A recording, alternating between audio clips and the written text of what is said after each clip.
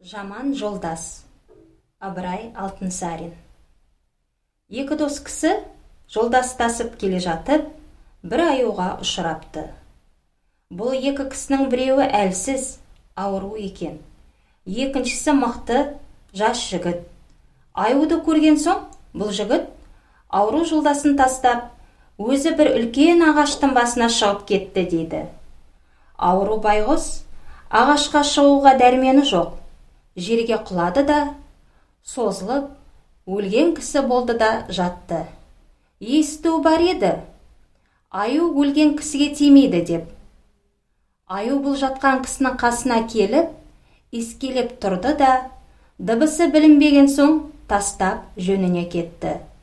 Мұнан соң манағы жолдасы ағаштан түсіп, аурудан сұрапты. Достым, аю құлағыңа не сыбырлап кетті? Ауру айтты дейді. Аю құлағыма ақыл сыбырлады. Екінші рет тар жерде жолдасын тастап қашатын достармен жолдас болма, деді дейді. Ал балалар, қалай ойлайсыңдар? Шындығында аю оған сондай ақыл айтты ма? Ауру адамға ақылды сөзді не айтқызып тұр? Осындай қиын жағдайларда өздерін қалай әрекет етер едіңдер?